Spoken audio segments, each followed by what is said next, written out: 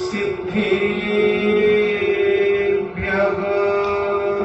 ॐ नमः सिद्धेभ्यः ॐ नमः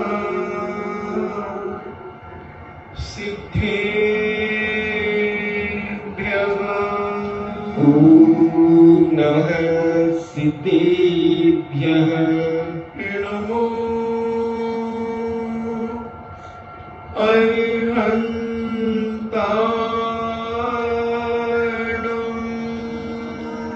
नमो अरिहन्ताणम् नमो सिद्धाणम् नमो सिद्धाणम् नमो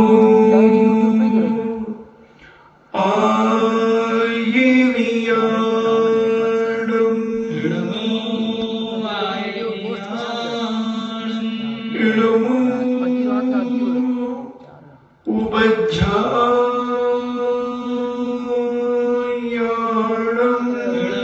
नमो उपज्झायाणम्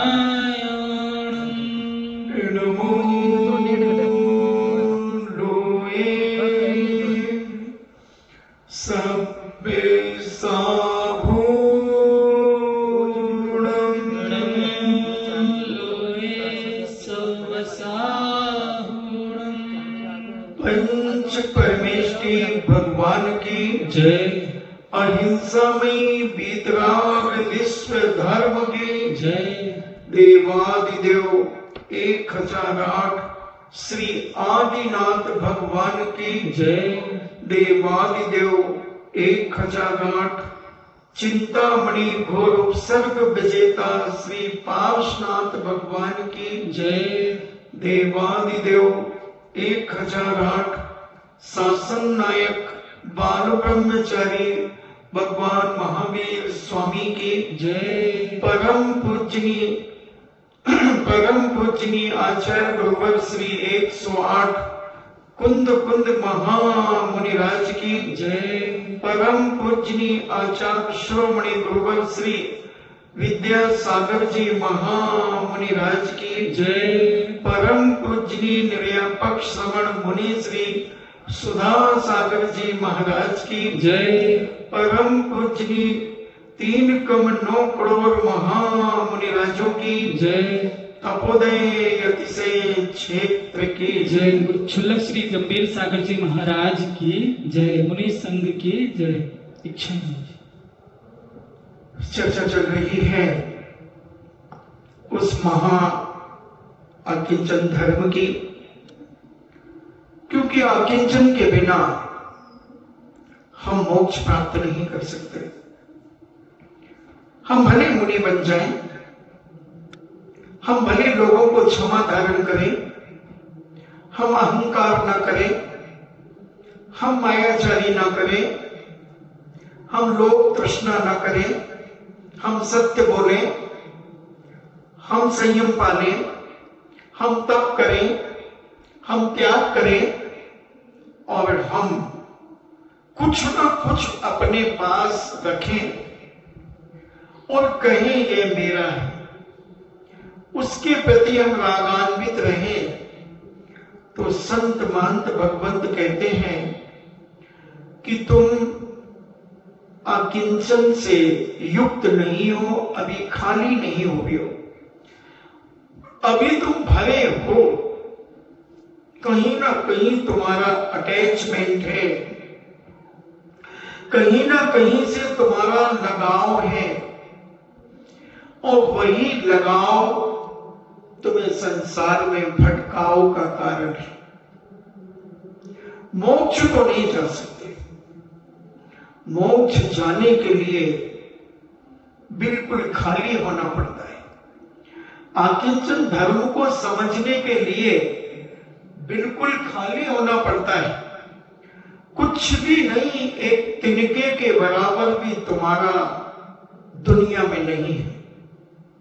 दुनिया में इसके प्रति न राग और न द्वेष, ऐसा पूज्यवरों ने अपनी दिव्य ध्वनि के द्वारा अपने शास्त्रों में लिपिबद्ध किया।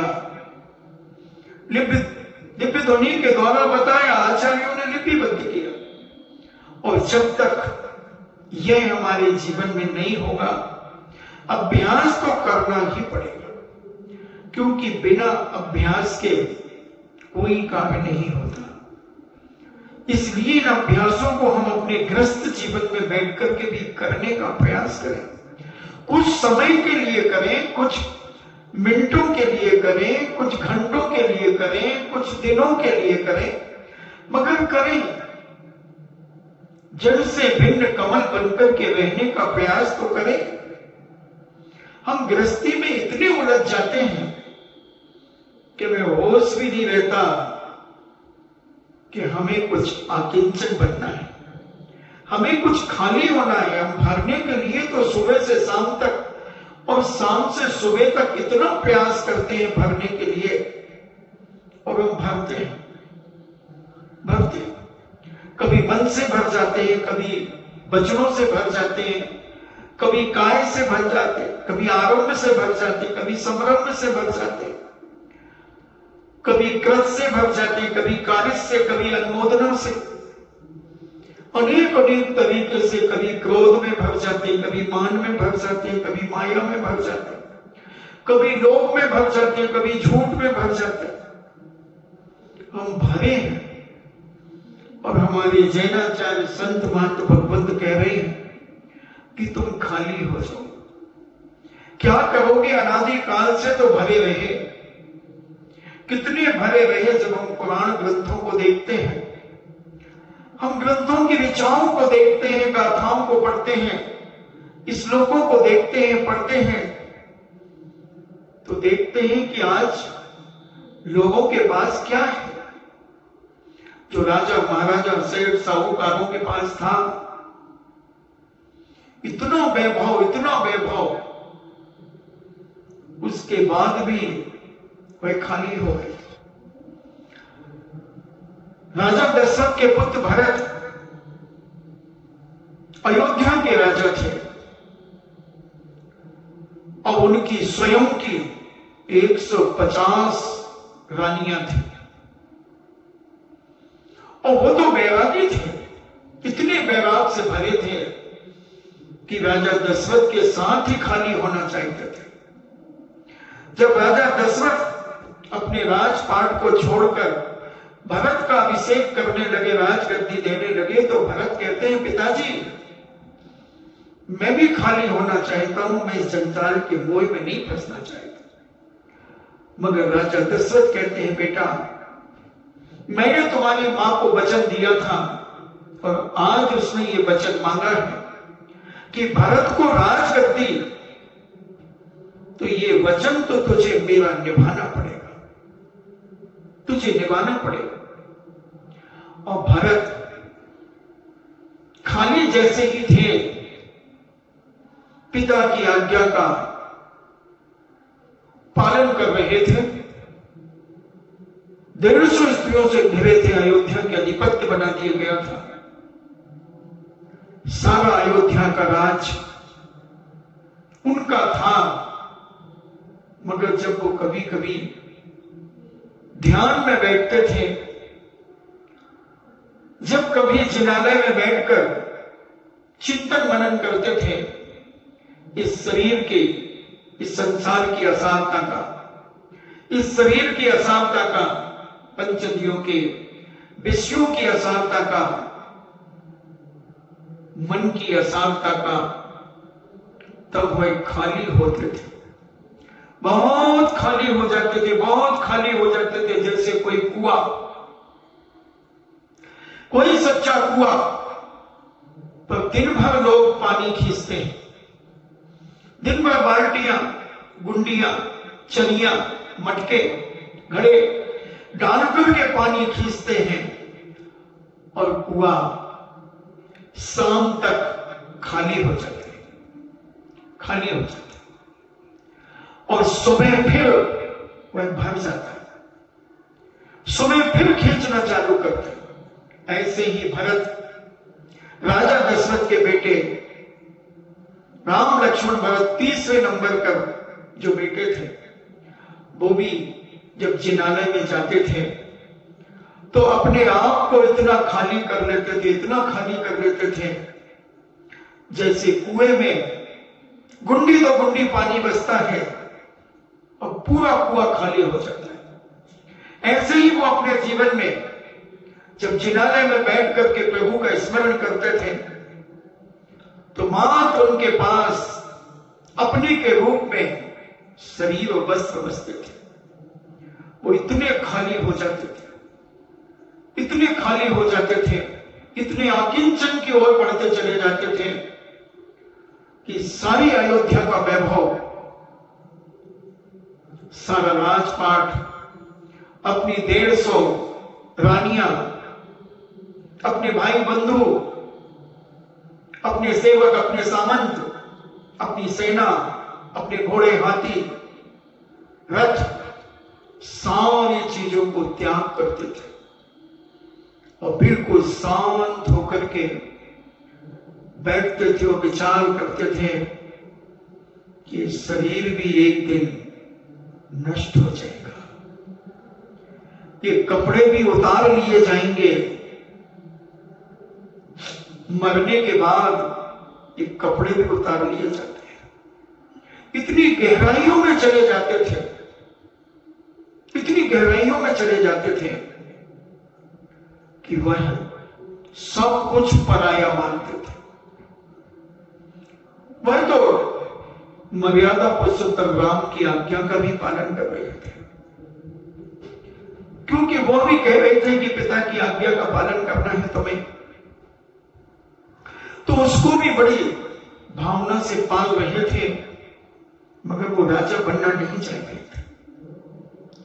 वो तो इससे बहुत दूर होकर के आकिंचन होना चाह रहे थे, मगर मोह माया, उनकी मां की ममता, कैकेयी की ममता ने राजा दशरथ को भी हिला दी। और राजा दशरथ उस समय इतने वैराग्य से भर गए कि जब मेरी पत्नी ही ऐसे समय पर, जिस समय में मर्यादा पुरुषोत्तम राम को राजा बनाना चाह रहा हूं, उसके पहले ही मेरी पत्नी ने नहले पे नहला मार दिया। क्या है संसार, किसे अपना मान रहा हूं, कौन है मेरा, जब मेरी पत्नी ही नहले पर पहला मार कर इतनी मोह में गाफिल हो गई। राम भी तो उसकी जेठानी का बेटा था, जेठानी क्यों, बहन का बेटा था। चारों धर्मपत्नियां एक ही तो थी, उनका मालिक एक ही तो था, मगर उनके अंदर जो एक भेद रेखा डल गई, उन्हीं सब कारणों से दशरथ को आकिंचन धर्म समझ में आ गया कि जिसे भी मेरा कह रहा हूं, जिसे मैं अपना कह रहा हूं, ये राजपाट जो अपना कह रहा हूं, ये धर्म पत्नी अपनी कह रहा हूं, ये बेटे अपने कह रहा हूं, ये मेरी बहुत बड़ी नादानी है, ये मेरा बहुत बड़ा भोलापन है, ये बहुत बड़ी मेरी अज्ञानता है। और उसी समय भरत को राज देकर के और स्वयं वैराग्य को प्राप्त हो गए, मुनि बन गए।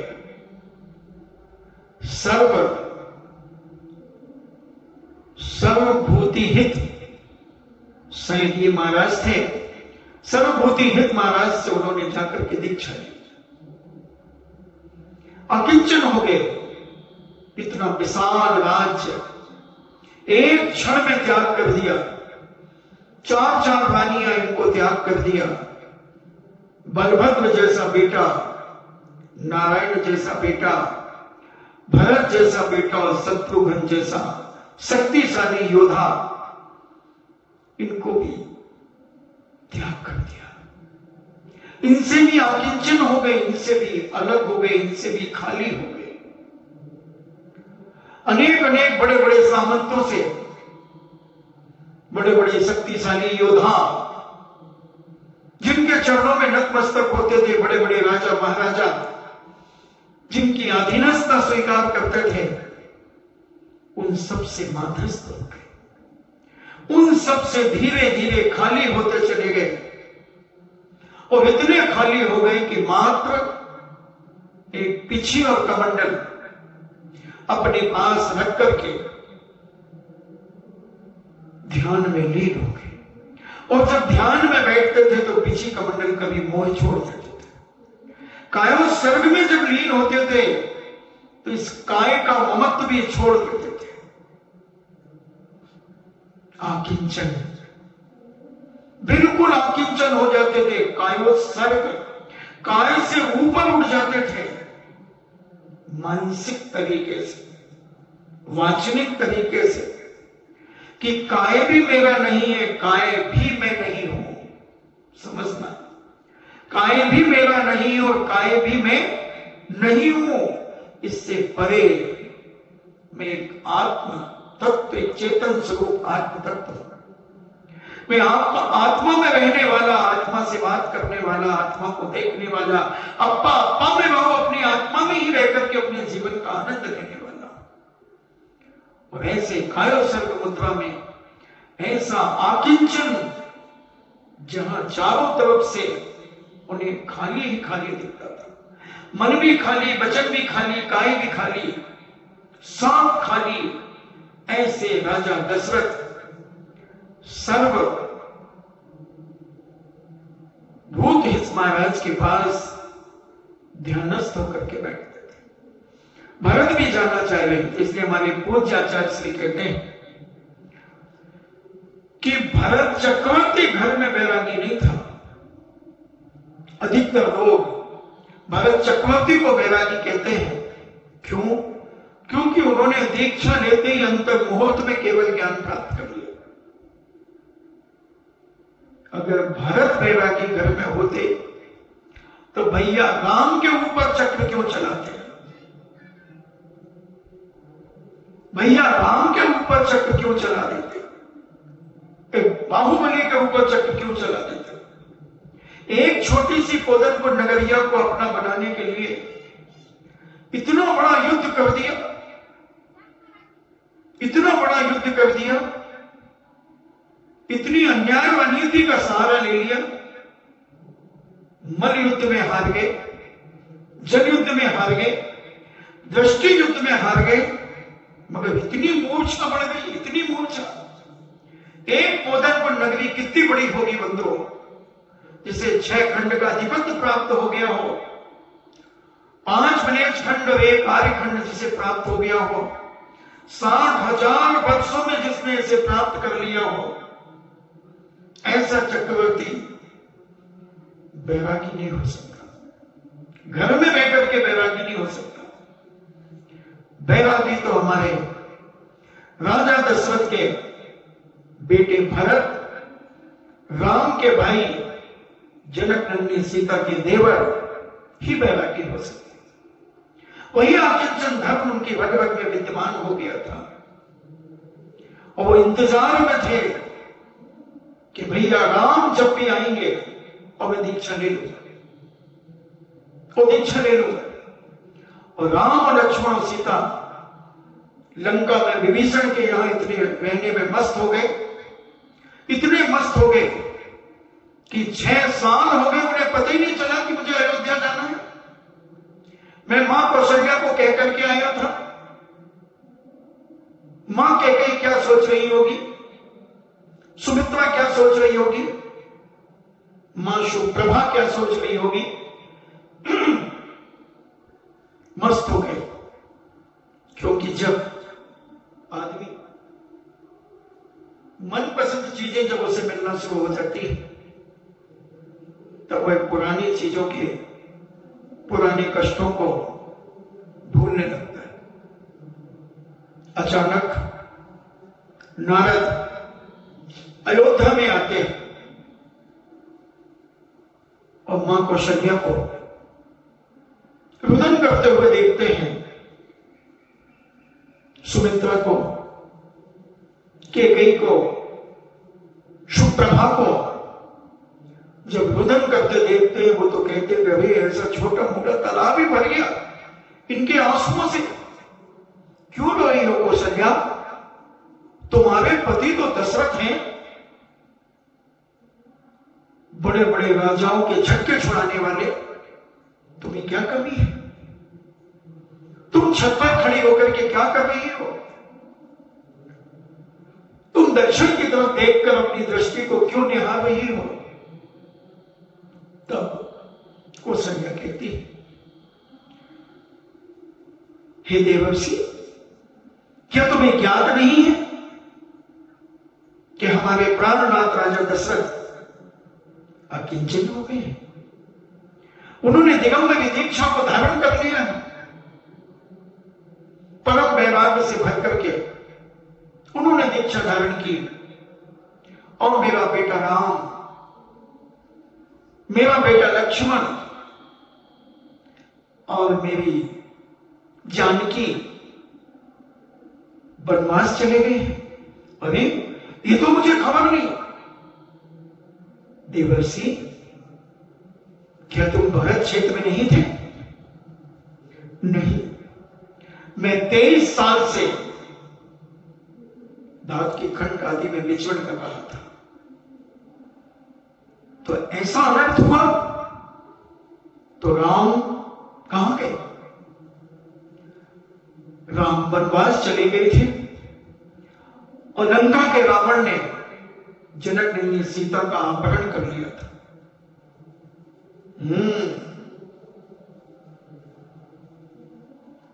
मैं जाता हूं और नारद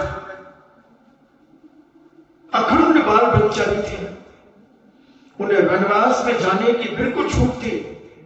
कैसी भी स्थिति में महिला अपने राजमहल में हो, नारद को कोई नहीं रोक सकता था। नारद चले जाते थे, चुलट के भेष में रहा करते थे। स्प्रिक मणि का कमंडल पिछली होती थी, स्फटिक मणि का कमंडल और कोपीन और चद्दर नारद के पास हुआ करता था। ऐसे 9 नारद होते, हुंडा और सरपड़ी खान दोष के कारण। जैन दर्शन के अनुसार और वह नारद फर से उड़ गए और लंका पहुंच गए। देखते हैं कि राम, लक्ष्मण, सीता, महामंडल, सुग्रीव आदि सारे विद्याधर राजा और भूमि गोश्री राम ऐसे मदहोश हो रहे हैं भक्ति में, पंचदियों के विषयों में। तब नारद कहते हैं, अरे राम, तुम मां से आकिंचन हो गए हो? तुम्हें मां की चिंता नहीं? तुम माकर को क्या कह करके आए थे मां से कि हम दक्षिण की ओर जाएंगे और दक्षिण में अपना राज बनाएंगे, अपना महल बनाएंगे, फिर तुम्हें लेने आएंगे। और तुम्हें 6 साल हो गए रावण को जीते हुए। रावण को तुम जीत कर, यानी रावण को मौत के घाट उतारकर लक्ष्मण, तुम इतनी थकान मिटाने में लग गए कि 6 साल तक तुम्हारी थकान नहीं उतरी। एकदम राम भयभीत होता है। लक्ष्मण, माता इंतजार कर रही होगी। विभीषण को बुलाते हैं और विभीषण से कहते हैं कि हम अयोध्या जाएंगे। विभीषण कहता है, अभी नहीं, अभी ठहरो, अभी ठहरो। मगर राम कहते हैं, नहीं, अब मैं अयोध्या जाऊंगा क्योंकि माताएं हमारा इंतजार कर रही हैं। नारद ने कहा है कि छोटे मोटे समुद्र बन गए उनको रोते रोते। विभीषण कहते हैं, 16 दिन और रुक जाइए, 16 दिन और रुक जाइए, फिर हम आपको भेज देंगे।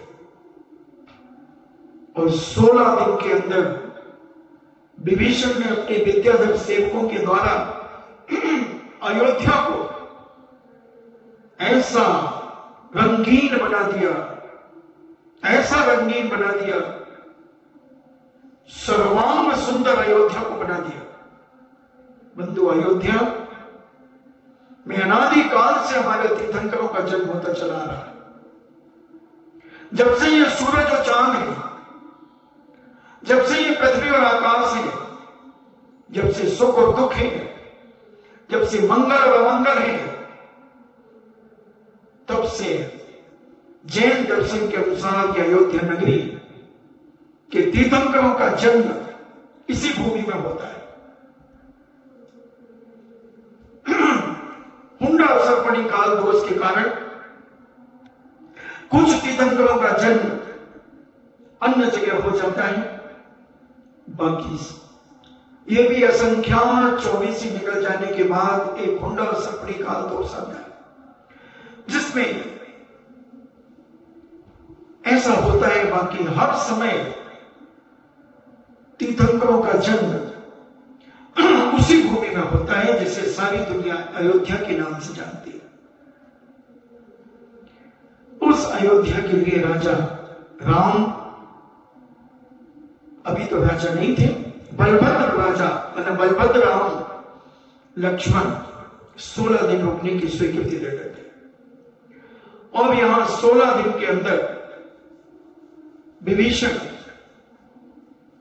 पूरी अयोध्या को ऐसा सजा देता है, ऐसा सारे रोड, सारे मकान, जिनालय, सब कुछ इतना व्यवस्थित कर देते हैं। और 16 दिन के बाद जब उनके सेवक, विद्याधर सेवक जब लौट करके वापस आते हैं, तब विभीषण पुष्पक विमान में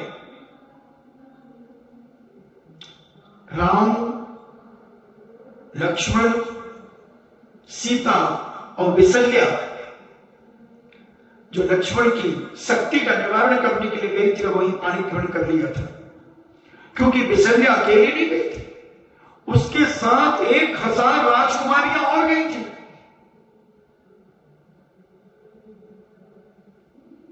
दौड़ मुख उसके पिता थे।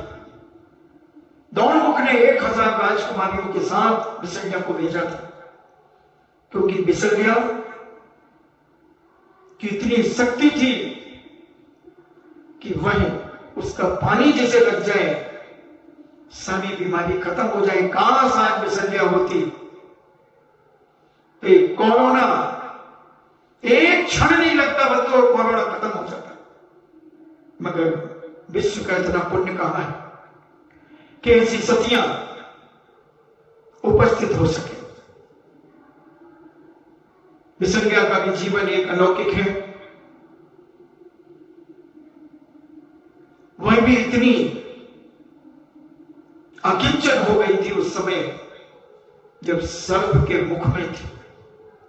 6 दिन तक सर्प के मुख में होकर अकेली अकिंचनता का चिंतन कर रही थी, पंच परमेष्टि का चिंतन कर रही थी।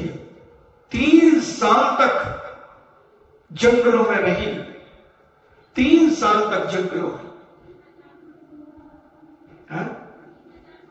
3000 वर्ष तक जंगलों में रही।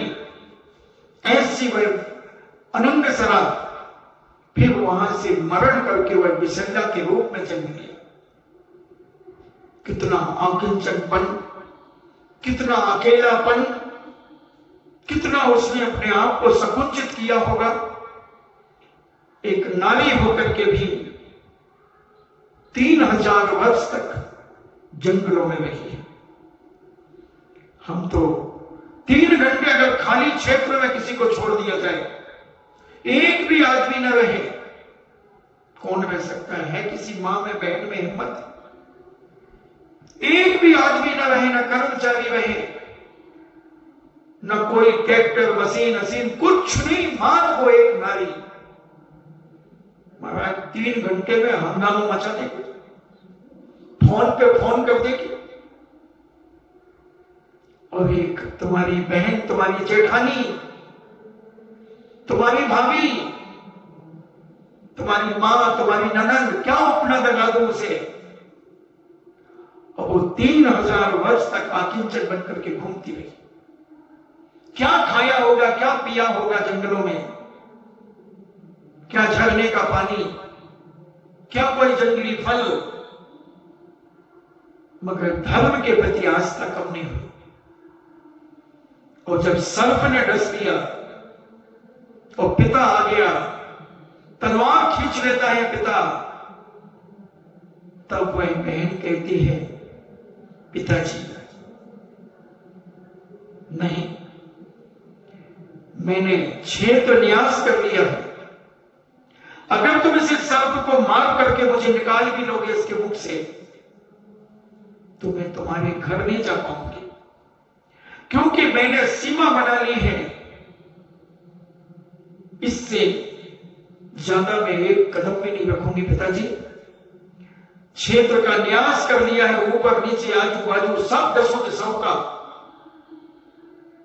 अब मैं तुम्हारे काम की नहीं हूं, बस अब मैं पंच परमेष्टि की शरण में जा रही हूं। पिता अपनी बेटी को अजगर के मुख में सगी आंखों से देख रहा है, फिर भी पिता कुछ नहीं कर पा रहा है। हम थोड़ा सा बल आ जाता है, हम अहंकारी हो जाते हैं। थोड़ा सा धन आ जाता है, हम अहंकारी हो जाते हैं। थोड़ा सा ज्ञान हो जाता है, हम अहंकारी हो जाते हैं।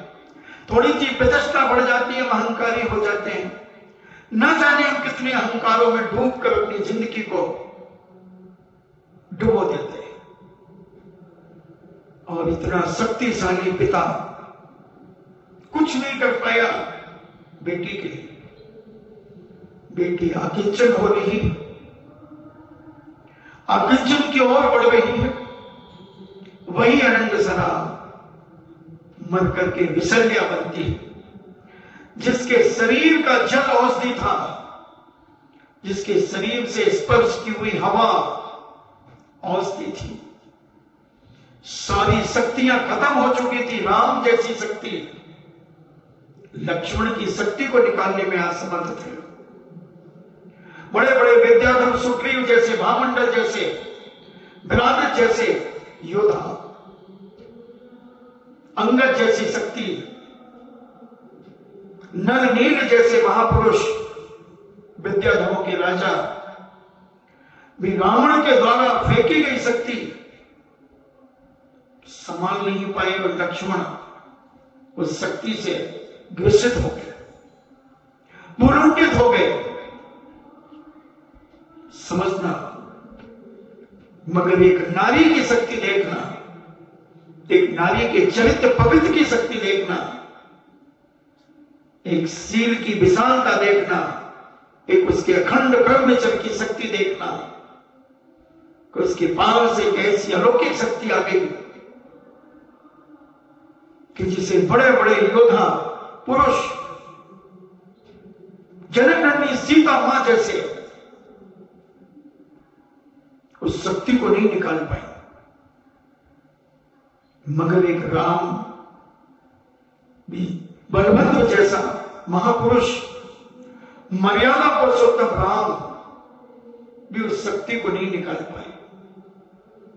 एक नारी, जिसे सारी दुनिया के लोग नारी को अबला कहते हैं, महिला कहते हैं, न जाने क्या क्या उपाय देते हैं, उस नारी ने अपने पूर्व जन्म की तपस्या के प्रभाव से जो एक आकिंचनता का अनुभव किया उसने, उस आकिंचनता के कारण एक ऐसी शक्ति उत्पन्न हुई उसे कि उसके शरीर का स्पर्श किया हुआ जल, कितनी भी महामारी, कितना भी जहरीला पानी, कितना भी दुनिया में कुछ भी अशुभ हो जाए, विसर्या के स्पर्श किया हुआ शरीर का जल अगर वहां छोड़ दिया जाए, सब कुछ शांत हो जाएगा। बहुत सारी घटनाएं विसर्या के बारे में मैंने पढ़ी कैसे पता चला कि विसंध्या में यह शक्ति है? तो विसंध्या स्नान करती थी, जो नाली का पानी एक गड्ढे में इकट्ठा होता था। पहले के व्यक्ति लोग नालियों में पानी नहीं बहाते थे,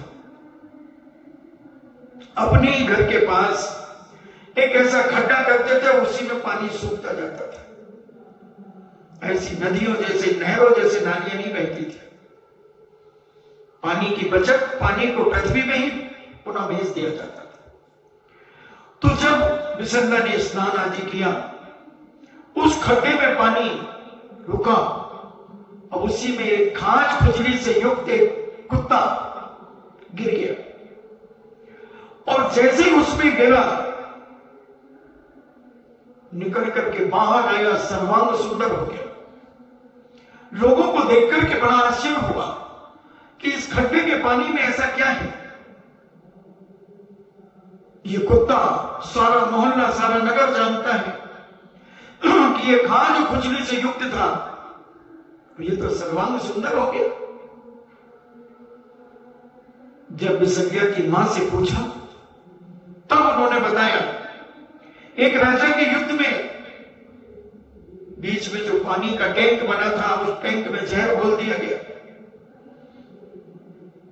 फरियाद की गई, विसंध्या के शरीर का पानी उस टैंक में डाल दिया गया, पानी स्वच्छ हो गया, जहर से रहित हो गया।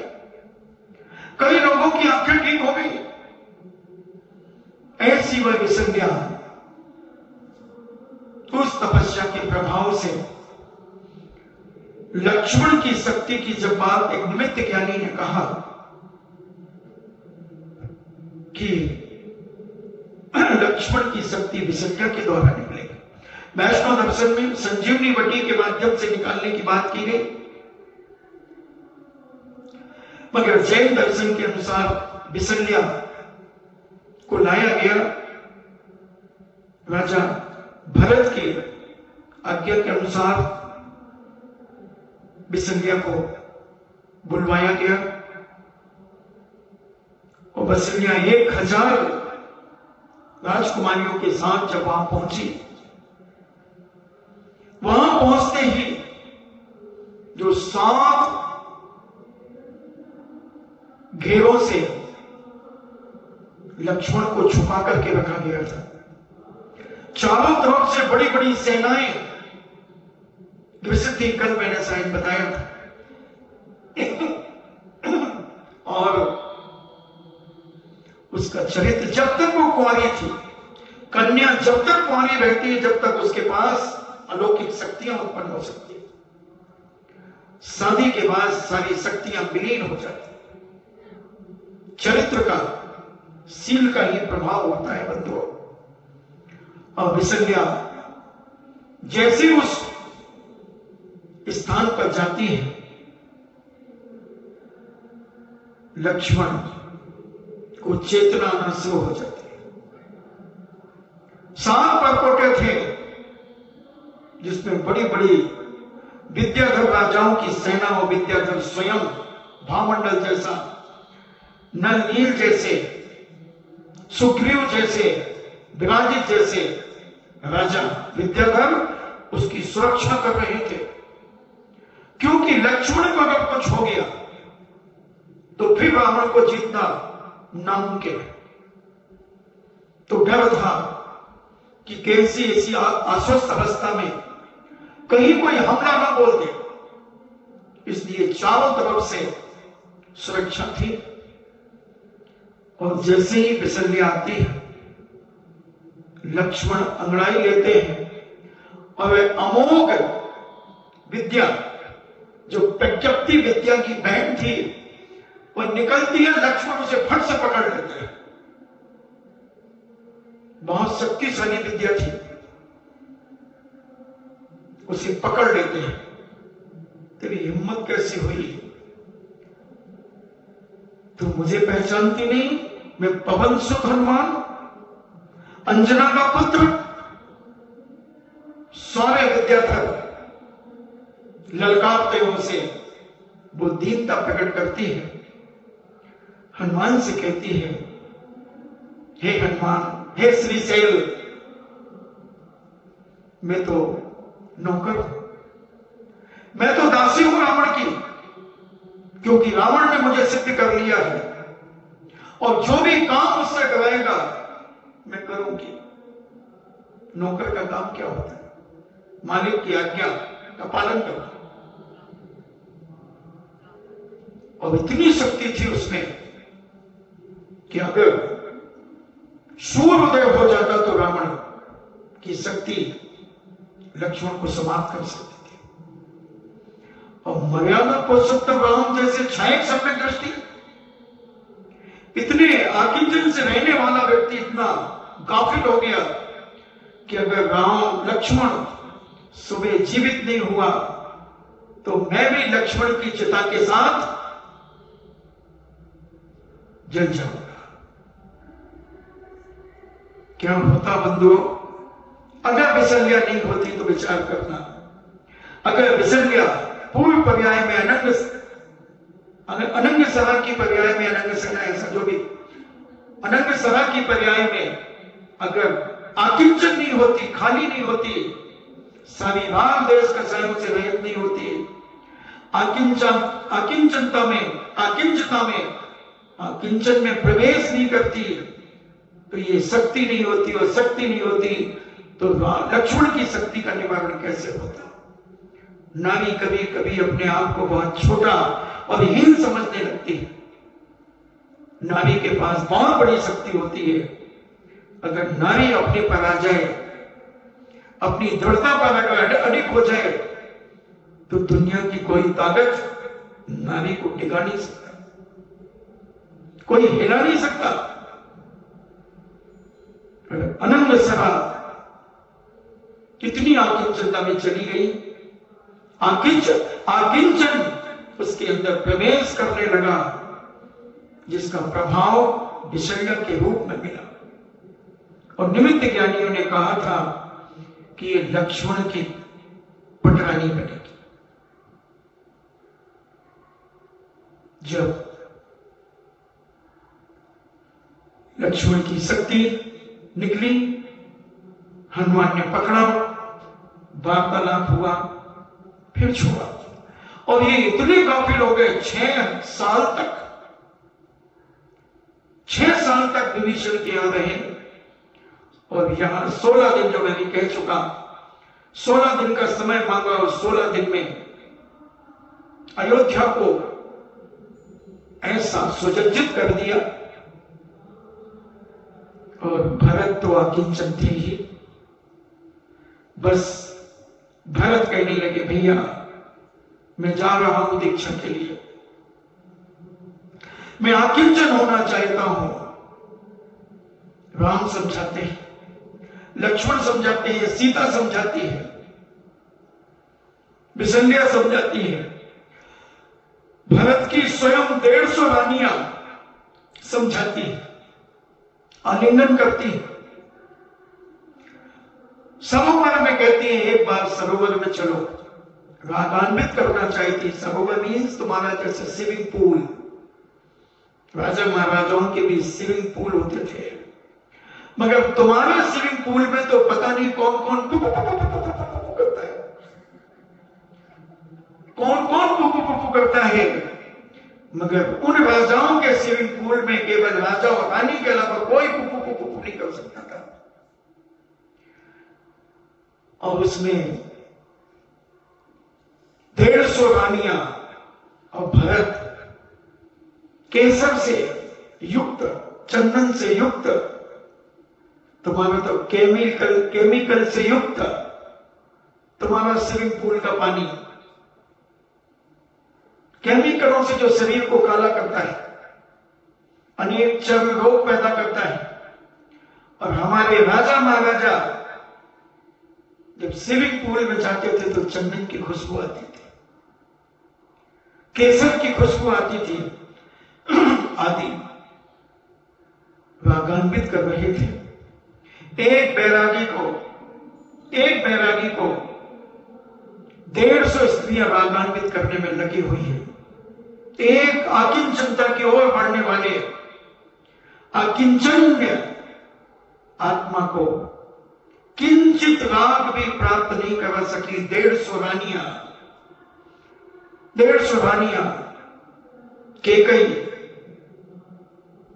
कौशल्या, सुमित्रा, सुप्रभा, राजा दशरथ की 4 रानियां थी जैन दर्शन के अनुसार। वैष्णो दर्शन के अनुसार 3 रानियां थी।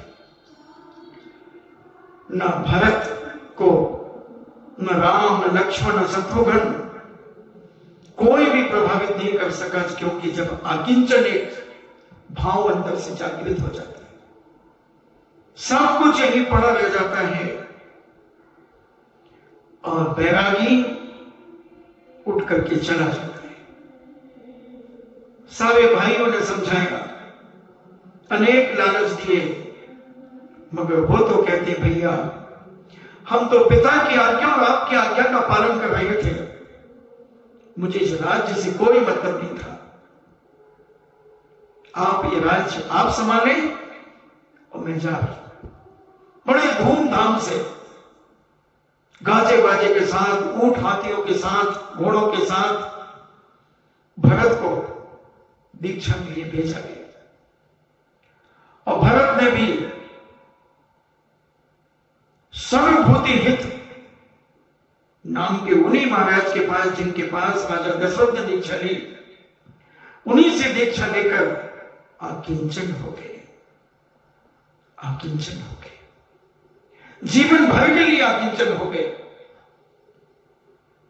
समझे, हम 24 घंटे में कम से कम 24 मिनट के लिए आकिंचन होने का प्रयास करें। 24 मिनट भी अगर ना हो सको तो 5 मिनट आकिंचन होने का प्रयास करें। 5 मिनट भी ना हो सको तो कम से कम 1 मिनट 24 घंटे में निश्चल होकर के अपने अंदर के राग देश, मायाचार, छल कपट को त्याग करके 1 मिनट के लिए खाली होने का प्रयास करो। खाली होने का प्रयास करो।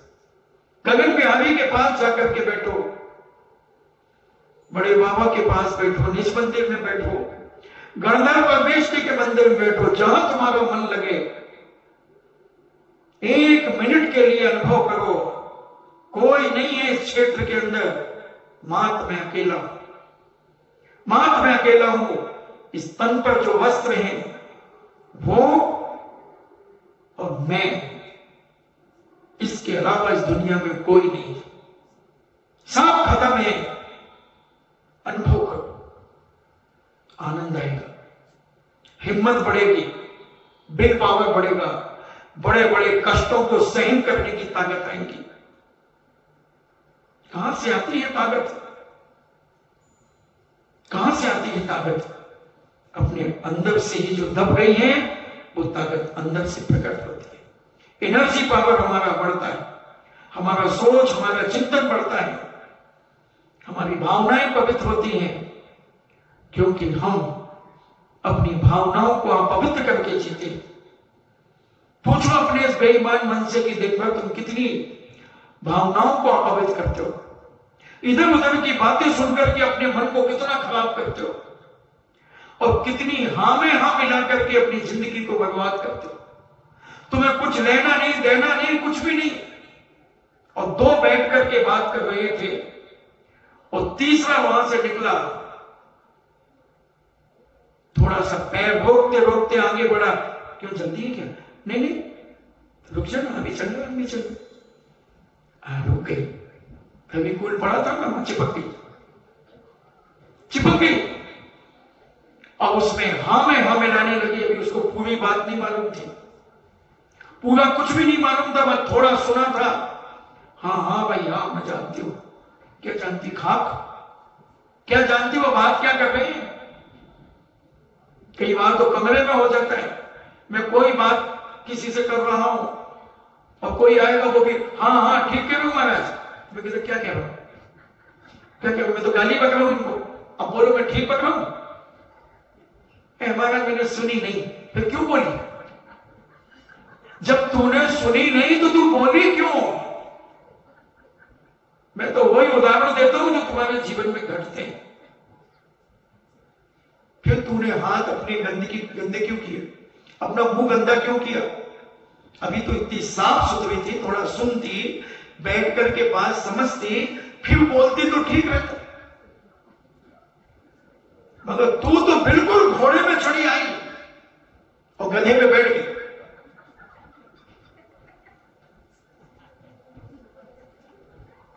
हाँ, बड़ी जल्दी में जागी थी, काम है।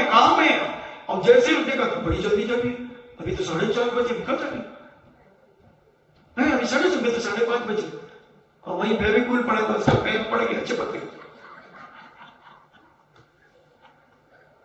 अब बोलो, घोड़े पे भाग रही थी और गधा चेपू पे आ गई। बोलो कैसे तुम्हें आत्मचिंतन मिलेगा, कैसे तुम्हारे मन की पवित्रता होगी? और अगर बताओ मैं एक शब्द भी गलत कह रहा हूं तो होता ही ऐसा है। मतलब तुम्हें पता कैसे चलता है ये बताओ पहले। यही सोच सोच के कहीं तो सूख रहे हैं, कहीं सूख रहे हैं। एक बार राजा सैनिक एक गांव से कुपित हो गया और उसका वो विनाश करना चाहता था कोई ना कोई तरीके से। कोई ना कोई ऐसे अजूबे प्रश्न दे दे कि इसका उत्तर लाओ, और उत्तर नहीं लाओगे तो पूरा गांव तुम्हारा तहस नहस कर दिया जाएगा। अनेक प्रश्न भेजते गए गांव वाले, अभय कुमार की सहायता से सारे प्रश्नों का उत्तर देते रहे। राजा सोचता है कि गांव में इतनी बुद्धि कैसे आई। एक बार उन्होंने एक बकरा दिया और कहा कि इस बकरे को 15 दिन तक तुम्हें अपने पास रखना है और इसे बहुत अच्छा खिलाना है, पौष्टिक भोजन कराना है। जैसे कह दो, जैसे ये मिरल कराती है, ये भी ले लो, वो भी ले लो, वो भी ले लो, सब कराते हैं और सब खिलाना है। मगर ध्यान रखना, 1 ग्राम भी अगर वजन बकरे का बढ़ गया तो पूरा गांव तहस नहस कर दिया जाएगा, सबको मौत के घाट उतार दिया जाएगा। अब बोलो तुम क्या करोगे? कुछ नहीं करो, खिलाना तो जरूर है। काजू किसमें सब खिलाना है, ठंडाई पिलाना है बकरे को, लहू का खिलाना है बकरे को।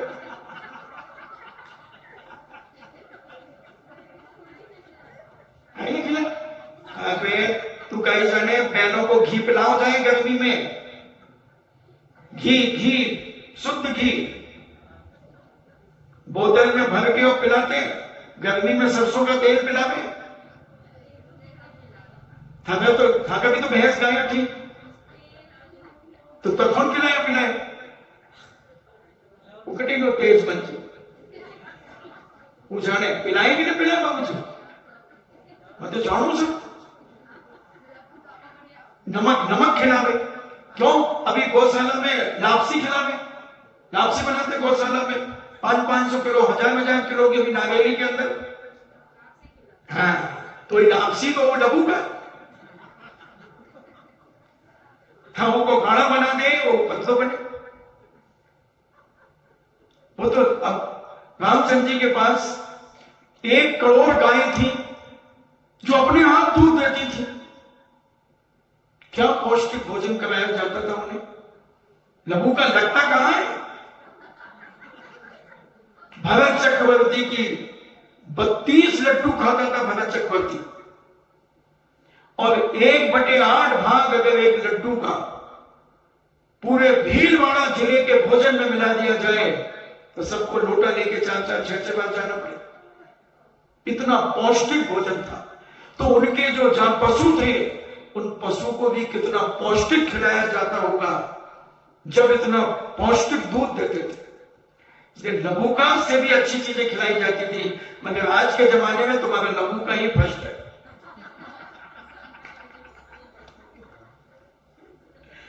हाँ, इसलिए तुम ये मत समझो कि पहले नहीं बनता था। लघुका तो अनादिकाल से है।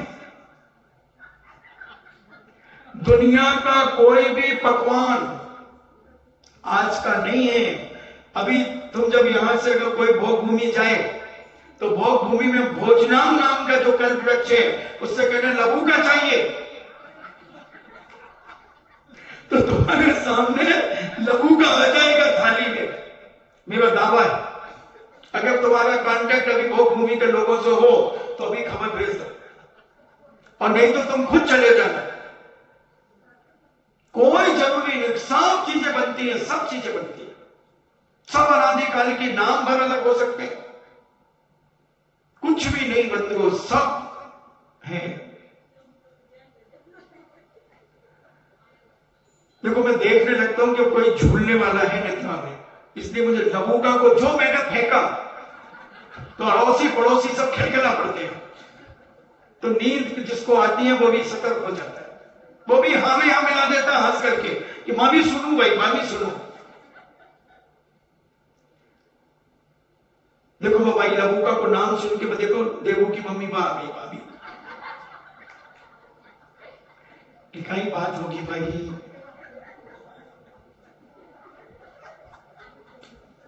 तो ऐसा आकिंचन जब आ जाता है तो लबू का भी दूर हो जाता है, सब खाने पीने की थाली बहुत दूर चली जाती है, पहनने ओढ़ने के कपड़े दूर हो जाते हैं, और ऐसे भरत आकिंचन धर्म पर अडिग हो गए।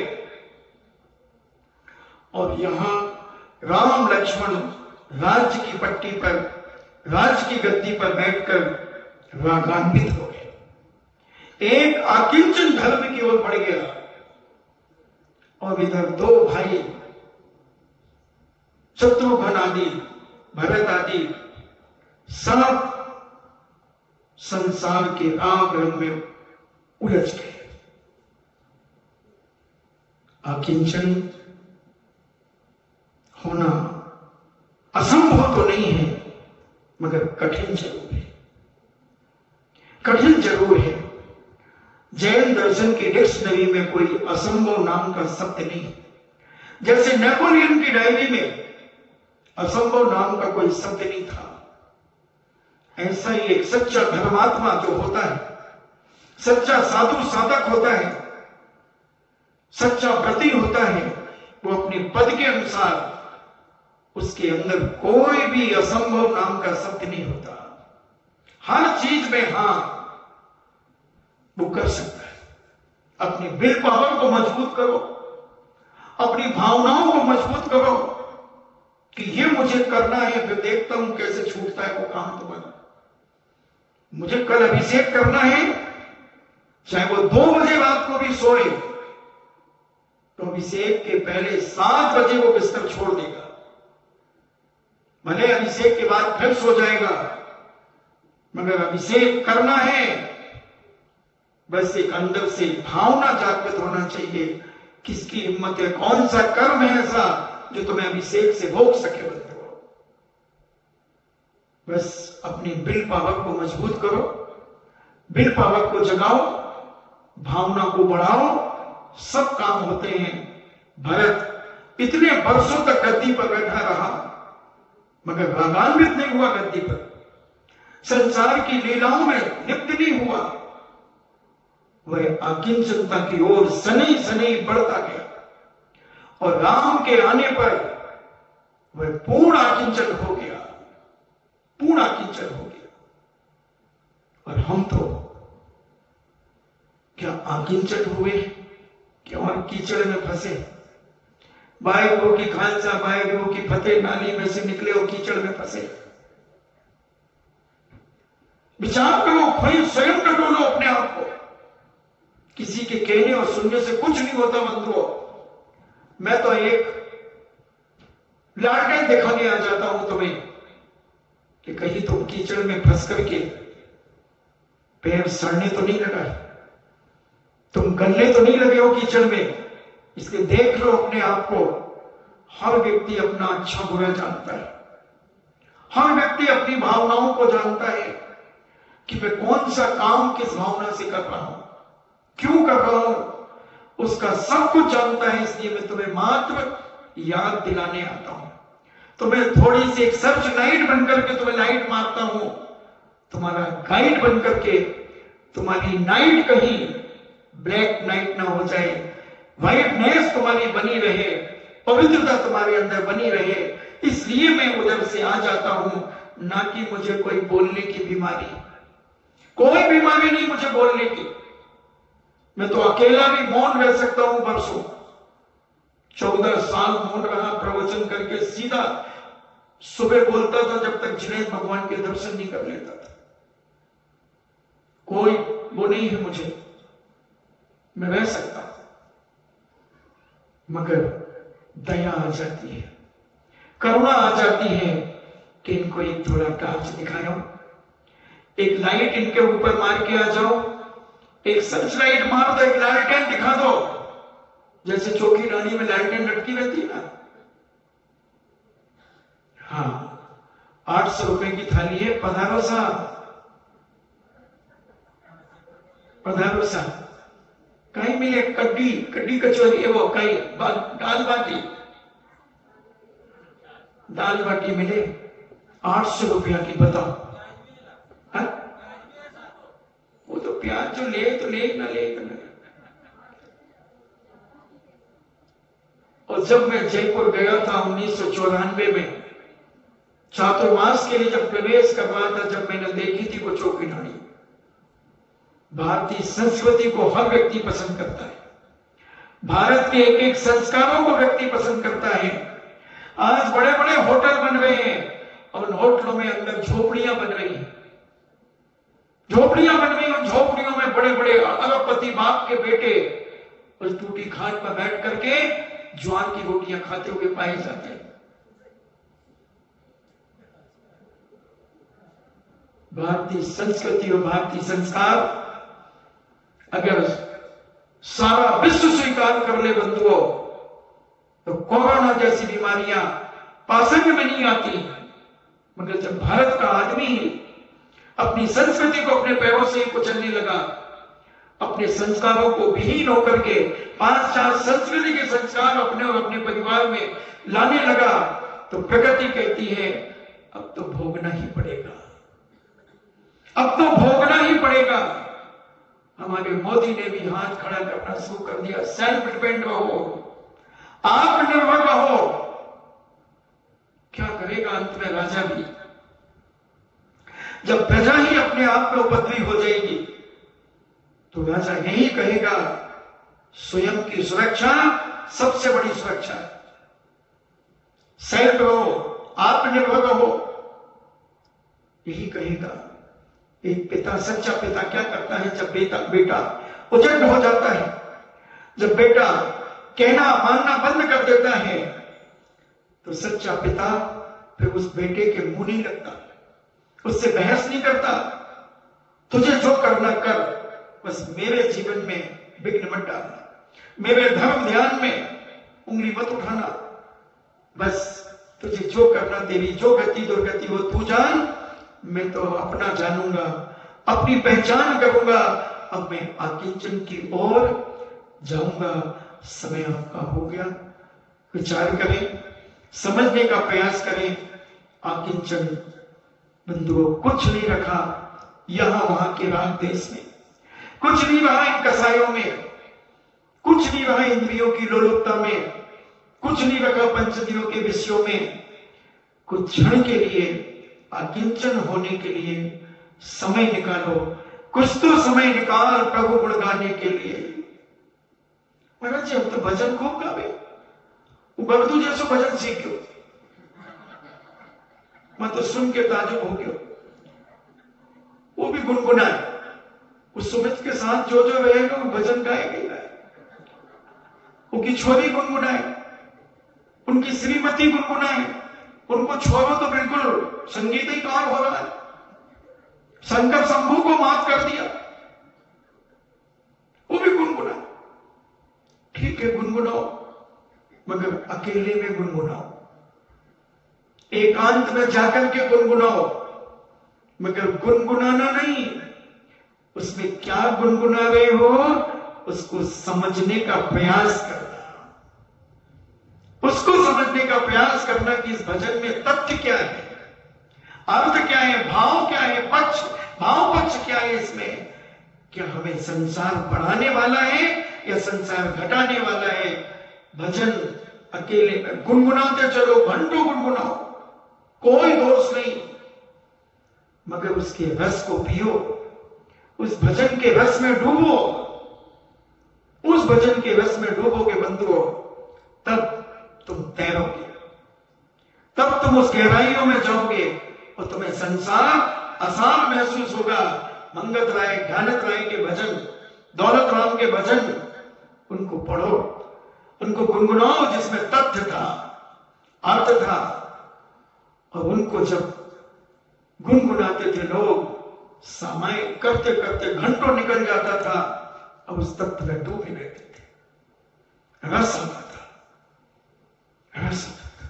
भजन के रस को पकड़ो, भजन के भाव पक्ष को पकड़ो। बस अभी तो एक क्या भजन गाया, क्या भजन गाया, क्या गाया, भजन क्या गाया, मजा आ गया, क्या गाया ये तो बताओ, वो तो वही जाने। अभी पूछो क्या प्रवचन दिया महाराज, गजब, क्या प्रवचन दिया, क्या दिया, वो तो महाराज जाने, महाराज जाने प्रवचन तो दिया, क्या प्रवचन दिया, मगर वो महाराज जाने। ऐसे मूसर चंद अपनी जिंदगी में कभी आकिंचन धर्म नहीं पा सकते, नहीं पा सकते। समझो आकिंचन धर्म को कुछ समय के लिए बंधुओं।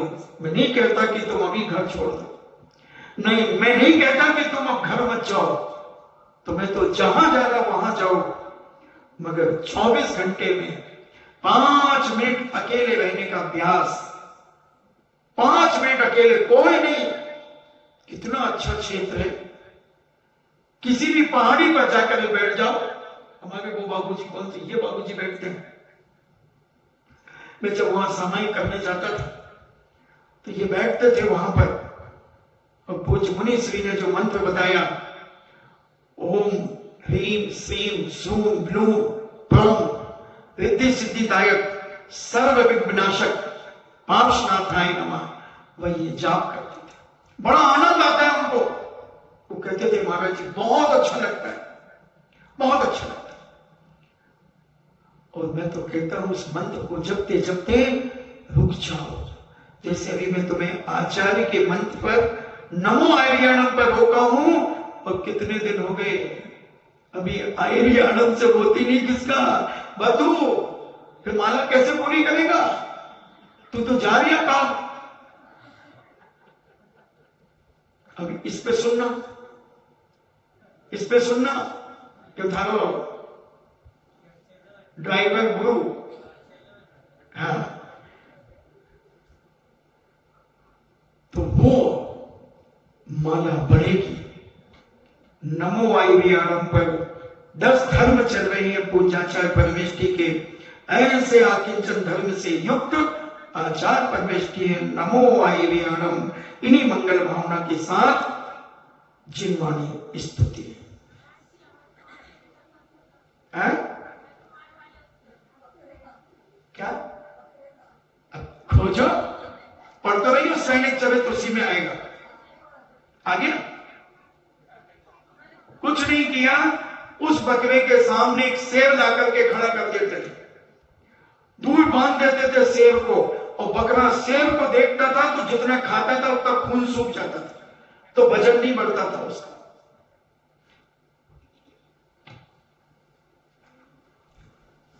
ऐसे जैसे कुआं सूख जाता था, सुबह भर जाता था, वो प्रसंग पर चल रहा था, फिर याद आएगा तो बताऊंगा इन्हीं मंगल भावना से।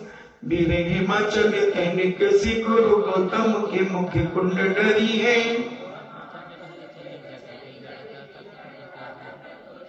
ज्ञान पायो निधि मांगी रंगी बहु भंग तरंगन सोचरी है।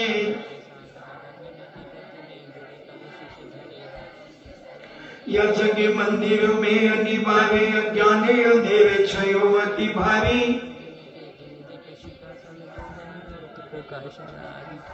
तो किससे भांति पधारते पाती कहाँ नहीं ते रहते अभिचारी।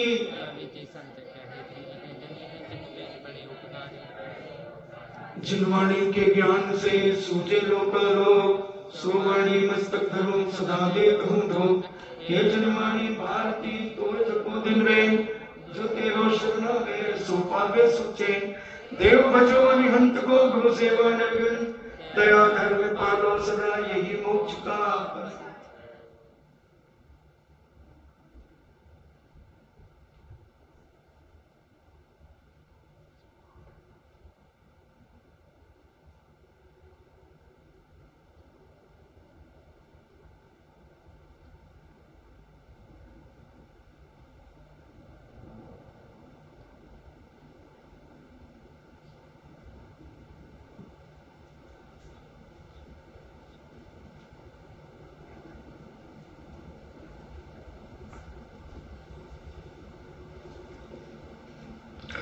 परम पूज्य भगवत सामने माता की शुद्ध देवता शुद्ध देवता शुद्ध देवता।